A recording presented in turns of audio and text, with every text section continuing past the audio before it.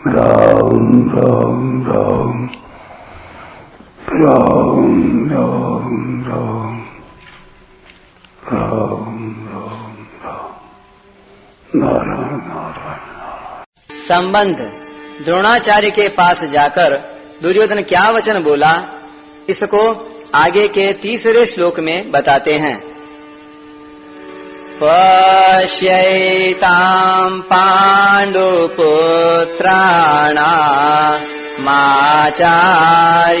महतीं च मुं व्यूढान् द्रुपदपुत्रेण तव शिष्येण धीमता। हे आचार्य, आपके बुद्धिमान शिष्य द्रुपद पुत्र धृष्टद्युम्न के द्वारा व्यूह रचना से खड़ी की हुई पांडवों की इस बड़ी भारी सेना को देखिए। व्याख्या। आचार्य, द्रोण के लिए आचार्य संबोधन देने में दुर्योधन का यह भाव मालूम देता है कि आप हम सब के कौरवों और पांडवों के आचार्य हैं। शस्त्र विद्या सिखाने वाले होने से आप सबके गुरु हैं, इसलिए आपके मन में किसी का पक्ष या आग्रह नहीं होना चाहिए।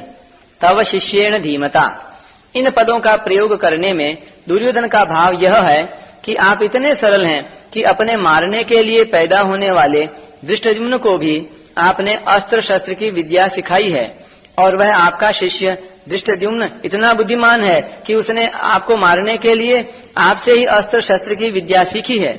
द्रुपद पुत्रेण, यह पद कहने का आशय है कि आपको मारने के उद्देश्य को लेकर ही द्रुपद ने याज और उपयाज नामक ब्राह्मणों से यज्ञ कराया, जिससे धृष्टद्युम्न पैदा हुआ। वही यह द्रुपद पुत्र धृष्टद्युम्न आपके सामने प्रतिपक्ष में सेनापति के रूप में खड़ा है। यद्यपि दुर्योधन यहाँ द्रुपद पुत्र के स्थान पर धृष्टद्युम्न भी कह सकता था, तथापि द्रोणाचार्य के साथ द्रुपद जो वैर रखता था, उस वैर भाव को याद दिलाने के लिए दुर्योधन यहाँ द्रुपद पुत्रेण शब्द का प्रयोग करता है कि अब वैर निकालने का अच्छा मौका है। पांडु पुत्राणाम एताम व्यूढाम महतीम चमूम पश्य, द्रुपद पुत्र के द्वारा पांडवों की इस व्यूहाकार खड़ी हुई बड़ी भारी सेना को देखिए। तात्पर्य है कि जिन पांडवों पर आप स्नेह रखते हैं, उन्हीं पांडवों ने आपके प्रतिपक्ष में खास आपको मारने वाले द्रुपद पुत्र को सेनापति बनाकर व्यूह रचना करने का अधिकार दिया है। अगर पांडव आपसे स्नेह रखते तो कम से कम आपको मारने वाले को तो अपनी सेना का मुख्य सेनापति नहीं बनाते, इतना अधिकार तो नहीं देते। परंतु सब कुछ जानते हुए भी उन्होंने उसी को सेनापति बनाया है। यद्यपि कौरवों की अपेक्षा पांडवों की सेना संख्या में कम थी, अर्थात कौरवों की सेना 11 अक्षौहिणी और पांडवों की सेना 7 अक्षौहिणी थी, तथापि दुर्योधन पांडवों की सेना को बड़ी भारी बता रहा है। टिप्पणी।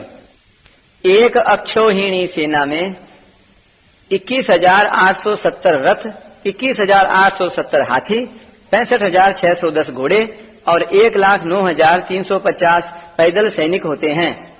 पांडवों की सेना को बड़ी भारी कहने में दो भाव मालूम देते हैं।